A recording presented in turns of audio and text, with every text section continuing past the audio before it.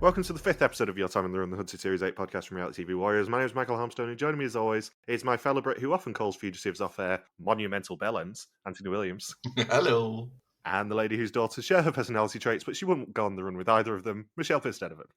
I actually said that about one of my girls last week, and I went, "Oh, I like that. You've got that same sort of personality." It's so good to know weird. what your children are like. The fact you wouldn't trust them on the run. Yeah, well, it was something about Survivor. We were watching Survivor together, and I already had said something. Why aren't they doing this instead of this? And then she said, "They should be doing. What are they doing? They should be doing that." And I thought, "Oh, you are my child." She go, Mum, they're so stupid. Yes. Have you had good weeks? Yeah, it's been all right. It's been okay. Good. Nothing interesting? No, nothing. I've had a quiet week, which is quite nice. I've not had a gig this week, so yeah, very, very busy next week. Wednesday, Thursday, Friday, Saturday. Fun. Anyway, Hunted. So previously, the remaining 9 were given the opportunity to collect a dead drop of £10,000 in the Library of Birmingham, but only Shaq and Chris went for the cash. Shaq was the first to claim it, but revealed his location to the hunters, leaving Chris as an unwitting sitting duck as he searched for the book. And eventually, Chris does find the empty book in the library and the message saying his location has been revealed. And JP confirms there are no fugitives in the library. Yeah, how far apart do we think this is? 10-15 minutes probably, I reckon. Yeah, it's close-ish, isn't it? Feels like it. I think it's one of the rare times of Hunted actually telling the truth about how close they were. I don't think they were far apart at all. Not at all. Oh, my days. So Chris finds the empty book and a message saying his location's been revealed, as I said, and then Shaq has arranged his escape using new associates Mo and Jane. I think I've met Mo. Of course you have, because you have a connection to someone in every episode. I know, it's really weird. I'm not sure exactly. I'm sure he works for Toby Carvery. I'm sure I've trained him. Wow, that is a very niche link. I know. I think he manages one of the Toby Carverys in and around Birmingham. So there you go. So Chris finds there's no back exit and has to leave by the front, and Ray asks for CCTV on anything that moves, and he heads down the canal to change his appearance. By change his appearance, he of course means changes his hat and removes his scarf. I mean, that'll do it, won't it? That's good enough, right? I mean, he had he's the master of disguise. He had a beekeeper's hat on 10 minutes ago. Come on. How on earth are they ever going to find him? Yeah, I don't think we got into this in episode 4 really as much as we should have, but a beekeeper's hat is not a disguise. Yep. It's great. I love this stuff. And it's not Hunted if we don't spend a trip down to the canals at some point. Well, yeah. Absolutely. Canals are obligatory, and there are a lot of canals in Birmingham, so there you go. So they get CCTV of Chris at Birmingham New Street earlier. They won't willfully split, and Ray reckons that Stee is waiting somewhere for him to return to, and they try and backtrack to find Stee. And I am pretty sure, because at this point we hadn't recorded episode 4 where we'd worked out what the start date actually was, that there is a visible date on that CCTV. Was that? I didn't see it. Yeah, there's definitely a non-blurred date on that CCTV. I meant to go back and double check what it was, but I'm pretty sure we can work out that it's the 13th from that. And you're slipping. I know. The problem is, this episode and next episode, I watched live with Channel 4. So I didn't have my usual pausing and rewinding and going up to the telly and going, is that a date? Like I normally do. HQ also gets CCTV of Shaq getting into a vehicle outside the library, and they get the registered owner's details, and it hits an ANPR camera. Shaq says he'd class himself as smart, he's always thinking outside of the box. And Mo and Jane call a contractor of theirs called Luke, but HQ get the phone details and the cell site data, and Team Golf are 2 minutes behind. Yeah, I thought this was a really good moment for Shaq, because we know there are essentially 2 winner edits in Hunted, right? There is the skipping through fields edit, and there is the this guy's really getting under my skin, we're definitely going to catch him. Meanwhile, seeing lots of footage of him going, I'm here for the win. So, I don't know. I'm feeling a lot more confident about Shaq than I was a couple of episodes back. Yeah, same here. I think it's very interesting that Shaq's fate seems to be tied with one of the HQ hunters in the form of Giles. Mm. Giles seems to be point man on Shaq constantly now. Yeah. And it's something we've not seen before, of sort of a very almost personal vendetta from an HQ hunter. Yeah, and I like it when they get under the hunter's skin, because it usually works out well. And it makes especially the HQ people say stupid things, Yep. which I'm about to comment on as soon as you get to it. I also have to point out at this point, with Team Golf being introduced, there's 7 ground hunter teams. Yeah, I know. They are starting to stack the odds a little bit here, aren't they? Yeah. And do you know the reason there can't be 8? Why?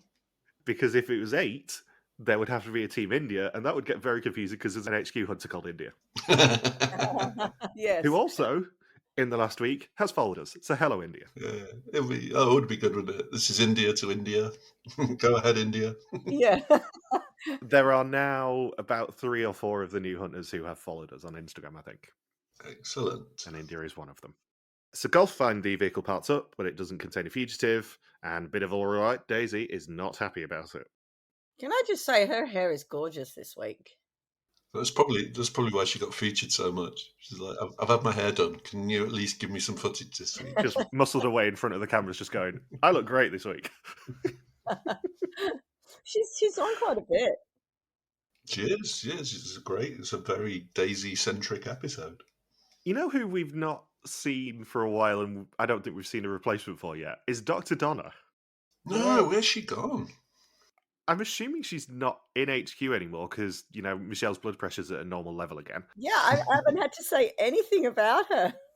But there hasn't been a replacement that we've seen on screen. No, we've got no psychologist. They've gone very much down the open source intelligence route, haven't they, rather than the psychology route. I mean, our loyalty towards Doug makes that a good thing. Mm-hmm. Makes us approve of it. But still, it's nice for Michelle to have a visceral enemy in HQ somewhere. Oh, it's all right. We've got one coming up. Very, very shortly, you will say this sentence, and I will come in. Okay. So they open Jane's phone and spot the picture of Shaq with the cash, and they also get the details of Luke, having spotted that she rang him twice. Giles gets CCTV of Chris. Hang on. Let's go back. Okay. The photo. Yes. And in HQ, he says, let's wipe that smug smile off his face. No, he's not smug. He's not smug at all. He's just smiling because he's happy he's got some money. I'm sorry. I mean, she took a photo of him. It was a happy snap. There's no smugness. Get off your high horse. That's it. Yeah, and also, it's not some money. It's the equivalent of 1 month's rent in London. Yeah. £10,000 is a ludicrous amount of money for anyone to have in their hands, especially in real money. Oh, God, yeah, that would feel amazing. Because as you well know from doing the occasional game show, Ant, even the quote-unquote real money that you'd have in a studio is usually just a couple of layers of the real notes and then paper. Yeah. No, he's got actual bundles. He's got 10 bags, man. Hey, like many years ago, Tom sold a little boat he had. It was a speedboat that his dad had given him, and he sold it. And he sold it to maybe an unsavory type because he was paid in cash. I remember Tom having $10,000 in notes laid out on his bed at one point, and I'm like, what the hell? And he said, yeah, the guy paid me in cash. I'm like, oh my God, destroy all connections with this person. You mean exactly like Shaq did in this episode? Yeah. Yeah, but that was clean money. You don't know where this stuff came from. Yeah, I mean, all jokes aside, there's probably a high amount of cocaine on at least most of those notes. I was just thinking exactly the same thing. You probably could have doubled that. Tom definitely helped them launder that money. Oh, Jesus. So, Giles gets CCTV of Chris at Sandwell and Dudley Station, and there's CCTV of Steve waiting there 10 minutes ago. And Team Charlie is sent out, and they are 2 minutes away. Now, I teased you guys with the way of working out the date based on this. And it's something I didn't even spot until I went back through this episode to try and find a banner for it. The way you can tell that this was at least the 13th of June is when we get the shot of Steve waiting at the station, there is a girl walking past in a cosplay. And does she or does she not have a She has samurai a sword. sword in Yeah. her hand? Yeah, she has a sword. You are correct. Yes. I'm like, what? I rewound it. I'm like, what the hell? Yeah. I know for a fact that Birmingham Normal Comic Con is March and November. So I went and worked out what the convention was that would be in June, and the answer is Anime Con, which started on the 13th of June. Right. So that shot had to be at least the 13th of June.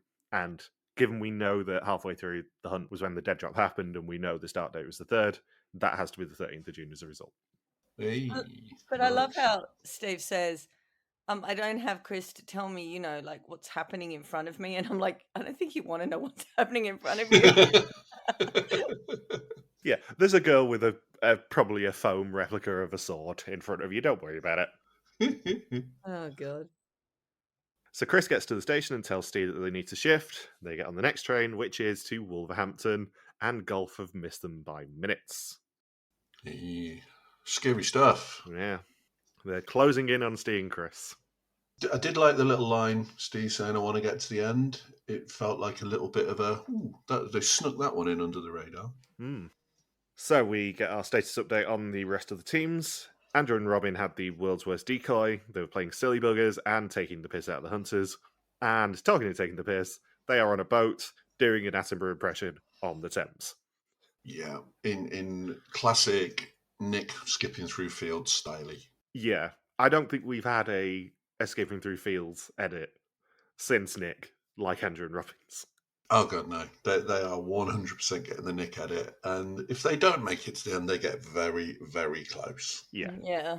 Sean and Marie popped up in Ipswich, but the drone didn't find anything, and they're in the middle of nowhere being spooked by a helicopter. Having disappeared in a puff of vape smoke. Yeah. Do you think it's interesting that Sean and Marie's locations are never confirmed? Because this is a trend now. Yeah. Everyone else gets a specific town, usually, or an area if it's something like Mamtol with Steve and Chris a few weeks ago.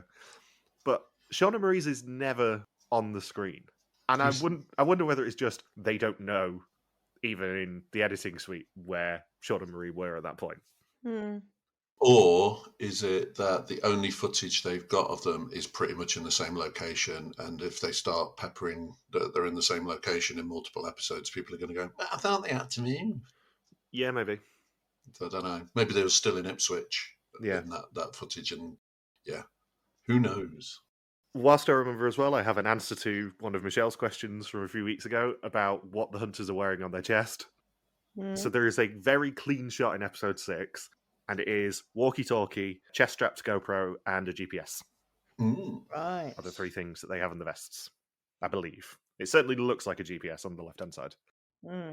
But presumably it's so that they can be given coordinates and not have to communicate with HQ as much and that sort of stuff. Or if they get lost. I did mean to tell you that last week, and I completely forgot about it, because I had clocked it in episode 6. I'm like, oh, that's a clean shot. I can tell Michelle about that. Thanks. So Dionne and Saffron have escaped Stansted twice. They are clever, driven women, and Abby wants to rumble some feathers. I did think that was a typo, but no, she genuinely said rumble. No, she did genuinely say that. I mean, she meant to say ruffle, clearly, but rumble feathers. I like Rumble feathers. And they're eating chips again. Oh my god. There's a lot of chips focus this episode. Chips and dogs this series. Yep, they're getting a chippy, and they think the hunters will underestimate them. Dionne has 3 girls, all of whom have elements of her personality, but she wouldn't go on the run with either of the other 2. And based on what we see later from Armani, she's absolutely right. God, did have lasted about 20 minutes. I think Armani would have just rung Hunter's HQ and said, oh, just to let you know, this is where we are right now. Yeah, this is my live location, just in case you want it. Yeah. Oh, Armani. Saffron said it scared her when she saw the hunters, but it lit a fire under her. However, she's missing her family and friends, and they need a morale boost. In a wonderful little bit of foreshadowing. Yes. By the way, viewers, we've had a really lovely time, but we are missing our family now. Okay, I wonder what's going to happen in this episode. Cleo uses open source investigation to look into them. She says they're a tight family and will be very protective of each other, and Alpha is sent to speak to eldest daughter, Danica. The following day, there is a family get-together at her house, and they want to get there. Just no. Why? Just Are you don't. Just ridiculous? don't You're even. pathetic people. No. Oh, God. Can't. Just can't. I think there is an element of they get asked, "Oh, is there any events you want to go to while you're on the run?" Just out of interest, asking for a friend. Yeah. I mean, we know they do have to make contact. Yeah. Yes, with they their can make family at some contact, point. but like the other guy did, do it the day before or the day after. Be clever. I wonder whether there is a tactic in doing something like that, but dialing in from a hotel room, a nondescript hotel room or something. Yeah. Just Zoom call them. Yeah, let the hunters think that you're physically going to be there, and then have the family part, and you just see a tablet with you going, "Hiya!" Oh God, if the hunters walked in, that would be so funny, wouldn't it? Yeah, this is what I mean. I think that's the sort of trolling that someone needs to do at some point in Series 9. There's a family get-together, but, we don't need to physically be together there. Yeah, and I have lots of dialogue. Lots of dialogue about, we're definitely going to see you at the party. Yeah. Be great to hear from you at the party, wink, wink.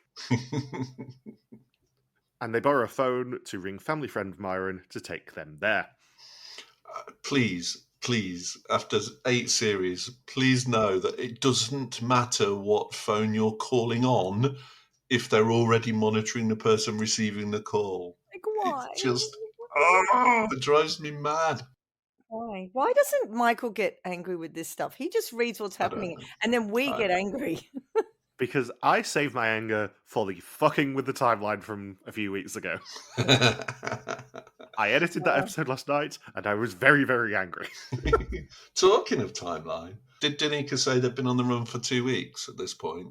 I think she did, yes. I don't know what... I mean, 2 weeks is a vague thing, but when we get to the capture, can we talk about when we think that was?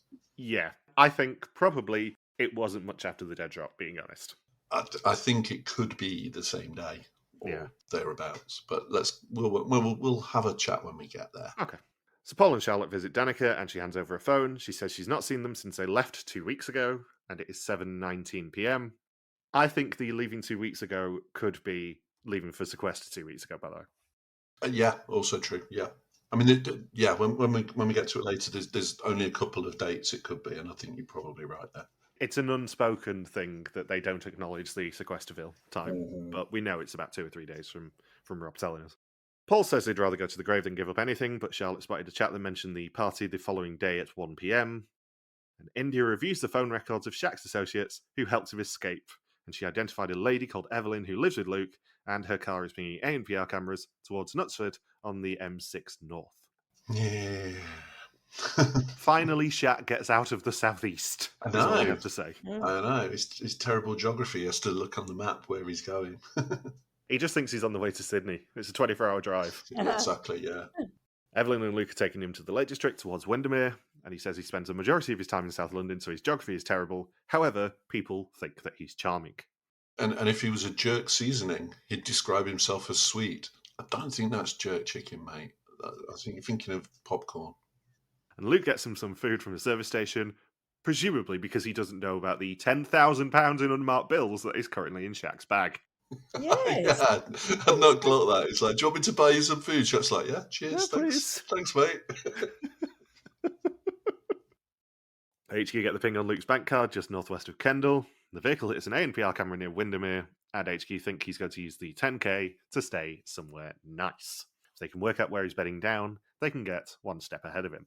But they also said that using his money would be his downfall. But why? You don't get a ping when he uses his money, so why would it be his downfall?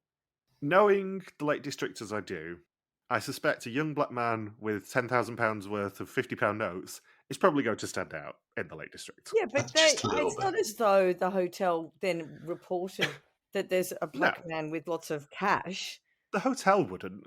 No. The rest of the punters might. Oh, jeez. Bear in mind, probably 2-3 months ago, there was a protest in the Lake District about a mosque being built, Michelle. Oh, really? Yeah. Okay. I think given what we know about Shaq's feelings about being in the metropolis known as Ashford, I don't think there would be much difference with the Lake District necessarily. He's going to be fairly memorable. Yeah, especially carrying around 2 bricks of £50 notes. Is it really? Isn't the Lakes District very Anglo-Saxon, sort of white? Yeah. It's getting more diverse, but it's traditionally very white Anglo-Saxon, right? Because it's very rural. As a general rule, the more rural you go in the UK, the more white the area is. Yeah, same for Australia. On the Shaq spending his cash thing, do you think he had to spend some of it? It wouldn't surprise me. Yeah, and that's fine because it's not as though it's on a card. Yeah. Do you think there was a caveat that if you take this money, you do have to spend a bit of it? Because I think my inclination, if I got the dead drop, would be to not spend a penny of it. Yes, you have the £10,000 burning a hole in your pocket. Yes, you have it as a rainy day fund. But I would not go anywhere near a luxury hotel, at least. I mean, obviously, generally I would, but a McDonald's hotel is very, very nice. Yeah, and it is literally the first thing he does as soon as he gets the cash is he goes and spends some in a luxury hotel. So it does feel a little bit like maybe they said, oh, by the way. Yeah. But would you be happy to just spend some on a 3-star? Oh, God, yeah. I'd get in the most nondescript hotel I could possibly find. Yeah. I think my strategy would be continue exactly as you are. It's the same idea as if you win the lottery. You don't tip people off. You maybe treat yourself occasionally, but you don't tip people off because then people come looking for money and you draw attention to yourself. Oh no, I'd be in a travel lodge. I'd be 2 days travel lodge, next travel lodge. Yeah, if you're 2 weeks into the hunt or 11 days or whatever at this point, getting friends and family to buy you hotels or whatever, I would do exactly the same thing and then tell them after the hunt that you've won the 10 grand or won the 10 grand plus whatever you share of the final prizes. I think it's a not great idea to start spending that £10,000 unless you actually can't take it with you. If you can't take it with you, obviously you spend as much as you can. But if that money is still yours after the hunt, regardless, as we suspect it is, you keep it all. Like 10 grand can do a lot of good for people. I agree.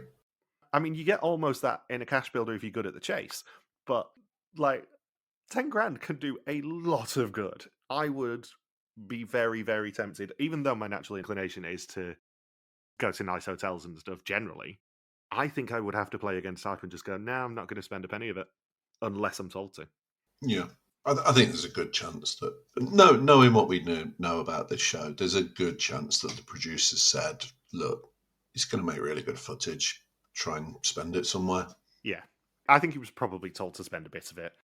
But spending a bit of it on a very nice hotel near the lakes, paying £160 a night in cash, which, I mean, doesn't seem terrible to me, to be honest, for the quality of the hotel anyway. And it presumably wasn't off-season because it was June. Yeah, spending that much money probably isn't a wise idea necessarily. But his whole thing is, drawing the hunters close and then running off, isn't it? So yeah, and it's worked so far. Yeah, I don't know. I side-eyed going to the lakes and paying for a nice hotel a little bit. I would probably stay in a nondescript B&B if I'm going to go to the lakes. Although it wouldn't be a bad move to go and look like you're checking in a posh hotel. Yeah, absolutely. And then walk out the back door and find somewhere else. The only problem is the hunters know the area you're in, then definitely. They know you're in Windermere or whatever. Yeah, but they knew he was in Croydon. Yeah, arguably the CCTV coverage is probably going to be a lot less at Windermere than in Croydon. But still, they can work out a direction of travel. I don't know that decoy would work necessarily like Dionne and Saffron's. No. However, McDonald's hotels, very, very nice. Used to be the case when I worked in Manchester that our Christmas dinner would be at the McDonald's Hotel at Piccadilly. Very good. Very, very posh hotels. So yeah, he heads for a hotel in Spa and asks if he can have a room. It's a McDonald's hotel and it costs him 160 quid. He asks for a Lakeview room with access to the spa and he thinks it's going to be hard for them to find him. And he relaxes on the bed, covered in £50 notes. This is what reminded me of Tom. Yeah.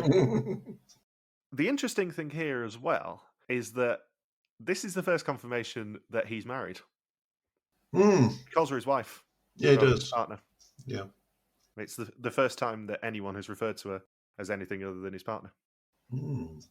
However, it's not. There's CCTV of him in Windermere, and they get another glimpse of him in the hotel lobby, and Ashley calls him a monumental bellend. Why? Why? Just because he's smiling? Why? Because when they get antagonised, it makes it all the more satisfying when he gets away. I know, but I'm sorry, why. she is being pathetic for calling him a name when he didn't do anything wrong, and he's not being stuck up, and he's not being smug. He's just smiling. He's smiling, woman. My God, And he's I think not we a found the new bell Dr end. Donna.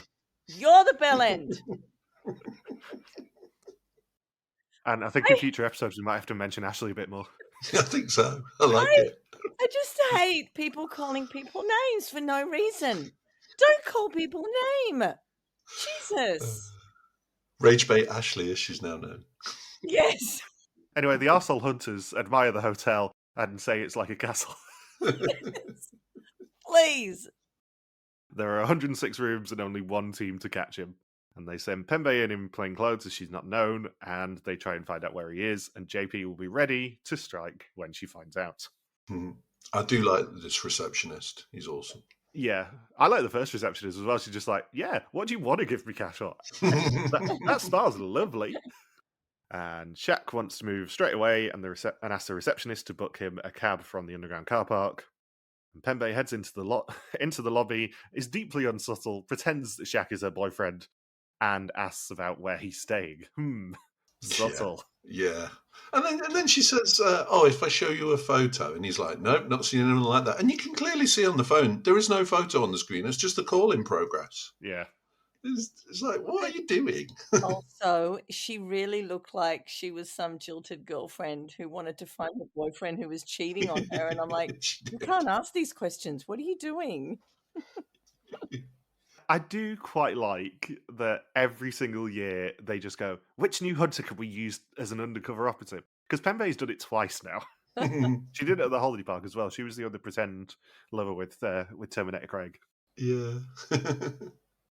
He didn't book under his own name, apparently, and the receptionist backs him up, presumably because of GDPR and other fun things. Yeah, absolutely. He can't give that personal information away. And Shaq realises he didn't ask how long the cab will be, and JP doesn't spot him as he gets in it. Yeah. Handy that it kept raining all morning that day. Because I thought, as soon as I saw Shaq in the reception, I thought, this is early morning. There's no one around. And if it was any later than about 6:30, 7 o'clock, there's going to be people milling around having breakfast. So that is early, I reckon. I wonder what time the hunt started that day. Because Shaq wouldn't have been allowed to move until the hunt started officially. Yeah, but it definitely looked early. Yeah. Yeah. Or maybe because it's a posh hotel, they've got a separate breakfast room. Yeah, possibly. But, I've stayed in a lot of hotels, and as soon as breakfast time hits, there's people milling around, there's people checking out. There's a lot going on normally. So in Basildon, Dionne and Saffron prepare to go to Danica's. Myron turns up in the most subtle car possible, a convertible, which is so not comfortable for the camera guy. You can almost hear him groan when he sees the convertible turn up. Just going, oh God, how am I going to fit in that? And that's where one of them says, it's worth the risk. Well, no, it's not, is it? No. Yeah, if you ever hear a fugitive say this is worth the risk, it's not worth the risk. No. HQ prepare an operation to intercept them at Danica's and put everyone on monitoring. Armani's got Find My Friends on her phone, which means they can see exactly where she is, and that is currently at Danica's. Oh, Armani. Is this a sequence where they don't know what day it is and he says it's Saturday? Yeah. I mean, they'd already established the party was on Saturday. Yeah, so it can only really be one of two Saturdays, can't it? So either we're talking, again, the same weekend. This is still Father's Day weekend, which seems most likely, or this is like the 20th of June and they're like quite far in at that point. So I think it's Father's Day. Yeah, it feels like there was a lot going on over that one weekend, wasn't there? This is why they need 7 ground hunter teams, obviously. If you think about it as well, Alpha were not involved in the Birmingham stuff anyway. Nope. Plus, if you're going to have a get-together around that time of year anyway, it probably is going to coincide with Father's Day. Yeah, it You makes can have sense. some sort of family party. Yeah, but that's just so much happening. We've got the dead drop going on. We've got the Father's Day with the decoys. We've got this going on. That's a busy weekend. I think the dead drop was probably early. I think it was probably sort of first thing. Because if that girl was going to Comic-Con, that probably started about 10 o'clock in the morning. Yeah, and they'd want to do it early mornings so that they can film easier in the library as well, won't they? They want the minimum amount of public as possible, really. So they probably warned them about the dead drop the night before and said, you've got to decide whether you're heading towards Birmingham now or not. So they got the information on day 10, I reckon. And then the dead drop itself is on day 11. And it was probably only available that day because, they're not going to leave a book unattended with £10,000 in £50 notes there. Oh, God, no. There's someone from production not very far away from that. Yeah, someone's watching from across the circle there. I would actually guess, logistically, for the dead drop, that the book was not there until they knew a fugitive was in the library. Yeah, quite likely. Yeah. It was probably just planted on the shelf by a member of production, probably with some sort of security detail hidden behind a shelf. Because whilst £10,000 is not that much money for them to transport, really, it's a big old liability for the production company. Yeah. Imagine if some random member of the public just wanders up, picks up the book. Well, exactly. So good. But yeah, I think it most likely was the dead drop day that they got caught here. Feels like it. Which means a very busy day for HQ. And also, didn't you say that Doug wasn't working that day and he's not in this episode? So. Yeah, Doug wasn't working that day, he says. So it would line up. He came back in on the Sunday, he said. So yeah, I suspect it probably was. So Alpha park outside Danica's and Myron spots a Volvo as he drives past and they tell him to get out of there. They want to get a stranger's phone to call Armani to arrange a vehicle swap. And obviously, HQ get an intercept on it and they know that they've been blown. So frustrating. Stop ringing people.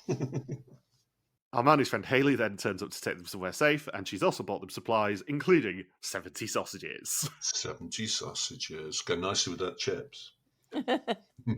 There are far worse snack food items than cocktail sausages. Oh, God, they're great. And Armani rings Hayley to pass on instructions, and they get the details for her. It's pinging ANPR, and Alpha, and Bravo, and Echo are right behind them. Again, those teams were not involved in Birmingham, I think. At this stage, why doesn't Armani just join Hunted HQ? I mean, oh, quick, guys, there's a possibility that we might not have a link. Don't worry, I'm on it. I'll just call Hayley just to make sure. Don't worry. I know you've not caught anyone for a few days. This is the time. So Armani's plan is for Saffron and Dionne to lay low at her friend Kate's flat in North London, and Alpha spot the Mini going the other way, and HQ get another intercept call from Armani to Kate, and they know that if they find Kate, they will find the fugitives. Just in case they didn't find Kate, though, Armani arrives at the flat with Find My Friend still on. With a big sign that she's had made saying, "Fugitives here." Oh, God.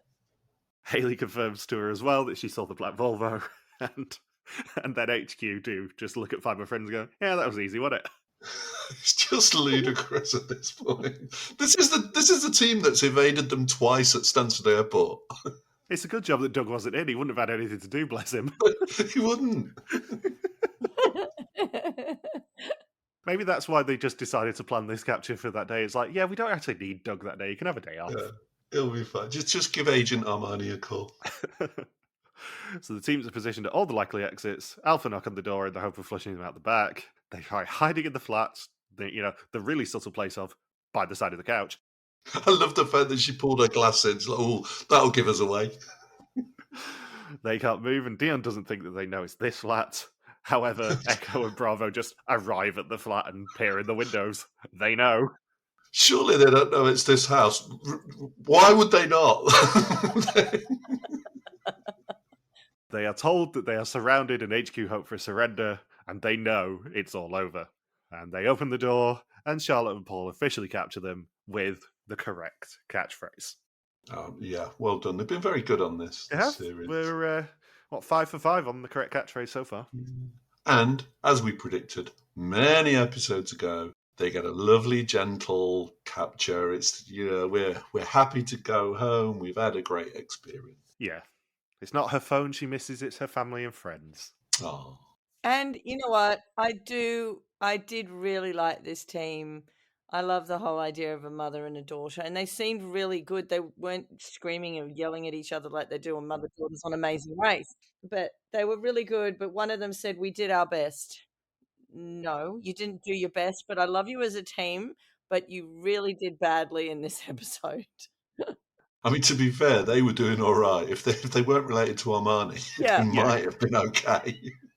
The one thing that it's also worth pointing out here is 7 fugitives left on the board, and only one of them's a woman. Marie is last Oh. woman standing. Yeah. Yes. Hunted has a problem with female fugitives. Yes, Yeah. we've known this, haven't we, though? And Yeah. also Yeah, Amazing we point this out Race. every year. Every year. Every Yeah. year. Yeah. I don't know what it is, because I think Emma and Jenny were a strong prospect. Mm. For example, I think they're probably one of the stronger female teams we've seen, but still, again, a female team has never won Hunted. Not in the UK. Oh, God. Bring back Emily. Yeah. It would be interesting, actually, because it's 10 years now. Mm. I do wonder whether they would consider coming back. That would be so good. I still think they were probably one of my favourite teams. Because she never... she had some problems afterwards, didn't she? She didn't enjoy her time. No, she had a few problems. It'd be great. They should do All-Star Hunted. Would be so good. Yeah. Yes. When I say a female team has never won, I am obviously discounting the first series where there was no money involved. There's no Before someone writes in. Yeah. They've never won any money on this game. I know what people are like. I will get messages, and it will be about 2 weeks late for me to actually do any corrections. So there's your correction. There's your correction. Oh, wow. If we did All-Star Hunted, who's coming back? Well, Rob would bite their hand off to do it. I think Nick would be very fun. I think Io would be very fun. Yep. I mean, you've got to have Dr. Ricky back. You've got to, haven't you? I think you'd have to. He's probably still in that bothy. Probably. Who else would we want to see back? Bit of water skiing. Yeah. The problem I think we'd have is if you have too many winners coming back, they would potentially tarnish their legacy. And I say this a lot about All-Star Series anyway. Yeah. Mm-hmm. I think there would be a danger in certain people coming back of ruining their good reputation. I want Canal Lady to come back. What's her name? The one who jumped in the canal. That was the same woman as the water ski, wasn't it? It was the water ski. It was. Yes. Sorry. I can't remember her name anymore. Beginning with A? Oh, God. We really should know this as well. That's awful. No, it's been a long time. Hamish and We've been doing Michaela. this for a decade. Hamish and Michaela, that's it. Yeah. Yeah, they should come back. They were fun. I think there would be more value, appropriately for the day that we're recording this being Vid and Renaissam's premiere day, in not bringing back any winners as much as we love some of them, and giving people a proper second chance rather than allowing winners to potentially tarnish their legacy. Yeah, maybe. I don't know. I just want the most fun characters to come back. Yeah, we want the personality choices, obviously, but I think, say Sade came back and got caught on day one, I think that would ruin all the good work that she did last series. Mm-hmm. I think there is a value in potentially people going, you know what, I've got nothing left to prove. Yeah. As hard as it is to turn down the opportunity to win another share of $100,000 or whatever. Mm-hmm. And obviously, Alex would be back. I presume Bob would be as well. Yeah, that would be great. So, final segment of the episode is Steve and Chris then. Daisy has been analysing their social media. They're prolific. Chris's purpose is about mental health, and he has a charity, and they identify a link with Darren, who works with Chris. Foxtrot are sent to Hebden Bridge to Rattler's Cage. Yeah, this does not feel good. No. Steve and Chris are in York, asking to borrow a phone to give Darren a call. They're planning on heading to Manchester tonight and looking for someone to stay with. They've been friends for 20 years. Guiding Steve is an interesting experience. It's like giving someone instructions who doesn't want to receive them. They're both very childish and immature. And Terminator Craig and Welsh Paul visit Darren, and he hesitates when asked when he spoke to Chris last. He's a terrible liar, and Craig spots that he's been trying to book them a hotel, a travel lodge in Ancoats. Which is not good because link. And he can't contact them to tell them not to go there. Like, oh, it's so bad. there is a non-zero chance I will be walking past that travel lodge tomorrow. Yeah. Did you come when I did Beat the Frog at the Frog and Bucket? I did indeed. That's where I stayed. So when Ant did Beat the Frog at the Frog and Bucket Comedy Club in Manchester, that is 4 or 5 doors down from that travel lodge. Yep. Oh, wow. If that. Yep. Also, when they go to Oxford Road Station, that is very, very close to where Series 3 started in St. Peter's Square. Mhm. It is also very, very close to where I was working at the time, as in, you can see the building from that station. Question. Answer. If you were him and the hunters had just left, for me, I would get in my car straight away and try and get there before the hunters to warn. Would you? It's a good idea, but I suspect his car would have been on monitoring and his phone. Yeah, but the hunters would know, oh, he's trying to warn them. And if they know where he's going anyway, and they're going there too, you try and get there before him. Even if you could get there a minute before the hunters, you could maybe get them going in another direction. There's a danger for the hunters with that sort of information that it's not 100% true. If he starts heading towards Ancoats, they know it's true. Yeah. It's about an hour. Yeah, but if he actually did book that for them, the hunters don't know for certain. But if you know that that's where they're going, wouldn't you go and try and get there before them? What I would do is I would ring the hotel or ring someone I know nearby to go to the hotel and say, if Steve and Chris turn up, tell them to turn away because the hunters have found them. I think you've got to keep separate because the hunters don't know for certain that they're going to be staying at that travel lodge in Ancoats Yeah, or on Great okay, Ancoats Street. Yeah, I think that's a good shout. Ring the hotel and say, I've booked this room. You can easily describe them. So when they come to check into this room, tell them room, and I'll pay for the room anyway, so don't worry about it. As soon as Darren starts heading towards that location, they know it's 100% true. And that's more dangerous than anything because that is a then guaranteed lead for the hunters to pick up Steve and Chris with. But the problem is the hotel might not tell them. You know, the front desk might have 4 different people that day, and they're not going to pass on a message That's like that. why I would get someone I know who lives nearby to stand in the lobby and wait for them. I don't have enough crazy friends to do that. If I said to a friend, I need you to stand in a hotel lobby for me to do this, they'd go, what the hell are you on? But also it's like it's Studentville around there. There's a lot of people around Great Ancoats Street in Manchester.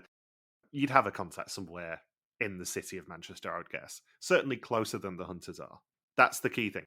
Because Hebden Bridge is in the middle of nowhere, and it is, it's at least an hour away, as Ant said. So you've got an hour to try and work out something and get someone to that location. And it's not that difficult to get to if you're in the centre of Manchester. Look, if you told me to do something like that, sure, I'd be there. I'd do it. Yeah, but I don't know about half my friends. Especially if it's a work colleague thing as well. If they work in mental health, they probably have a lot of contacts, certainly in the city centre, who can go, can you do me a favour and just go and hide these guys in your flat for an hour or whatever? Yeah. Keep an eye on the travel lodge. It will help my mental health if you do that. Yeah. Like, that's all it required is someone to go to that travel lodge, intercept Steve and Chris, or even wait on the street outside and go, Steve and Chris, you need to go. Yeah. And have a flat nearby or something to go, do you want to watch the hunters arrive? Because that then also fulfills another one of the requirements for fugitives on the run of decoying the hunters and all that sort of stuff. Yeah. So you can spin that into something good. The escape might still be a bit difficult, but you can spin it into something good, I would say. I hope they escape. Well, the next time kind of suggests they do. That's good. I'll be watching it in about 10 minutes. Me too. So they pull up at the Carleen Memorial bus station, and the hunters are right behind them. Steve is spooked and worried they might be leaving a footprint, and Welsh Paul goes into the travel lodge to show the mugshots. But then in next time, we get a scene of them sat somewhere else with the "You've got to get out of Manchester," which is a bit spoilery. You can do better than that. There's no need. You don't have to have that clip in there. Just leave them out of the next time when if you've ended an episode on a cliffhanger of a pair of fugitives. Don't show in the next time that pair of fugitives. That's really simple. Yeah. Yeah. I agree. So, next time, the farmers impersonate Ray, Steve and Chris make a call, and Sean and Marie get separated. That could be interesting. Yes, it could. And this is obviously the last episode where I have prior knowledge. Yeah. So what do you think is going to happen next week then? Or in 10 minutes when you watch the next episode? Steve and Chris get a narrow escape, I suspect. I don't know what happens to them next. Farmer Boys are going to do more skipping through fields. So, yeah, I'm not sure we'll get a capture in the next episode, but that's my thoughts. Unless it's Sean or Marie. Unless it's one of them, maybe. Yeah. I will say, just as a tease, the Sean and Marie stuff is insane. Okay, good. They are a good, 20 minutes of that episode, I think. Ooh, nice. From having zero content from them in the first few episodes, we get a lot of Sean and Marie next time. Cool. Lovely. So, thank you for listening to our Hunted recap. We'll be back this time next week to recap episode number 6. Don't forget you can contact us on pretty much every social media platform that isn't TikTok, where we are RTV Warriors, or you can email us at contact@rtvwarriors.com. Anthony's on the artist, formerly known as Twitter at Bullsboy. Michelle is Beth333333333, and I'm MJ Harmstone. We'll see you next week for episode number 6, but for this week, your time on the run is over. Bye. Bye.